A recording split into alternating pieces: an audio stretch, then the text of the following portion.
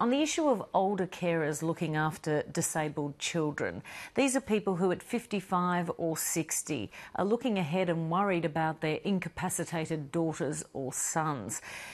How is it that $15 million you've allocated today, how is that going to give them peace of mind that their child will be looked after long after they're gone? Well, we've increased disability funding in this coming year by about 3%. But that's really only a CPI increase. Yeah, well, inflation is actually 1.2% at the moment. That was last year. Your budget forecasts say inflation will be 2.75% next year. Yeah, but in terms of what's happened in the last year, the inflation increase was 1.2%. This is a 3% increase in terms of what's occurred.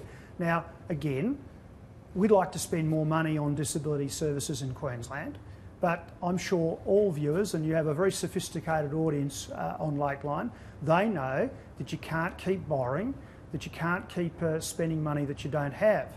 So our objective is to get the budget back into surplus. And in the 2014-2015 financial year, for the first time in 9 years, there'll be a fiscal surplus in Queensland, a true surplus of over 600 million, which means for the first time in 9 years we won't be borrowing to keep the lights on. Now, I've said already publicly that we intend to really then ramp up more funding to disability services in the front line. This $15 million that you've referred to is a trial, and we hope that if it's successful we can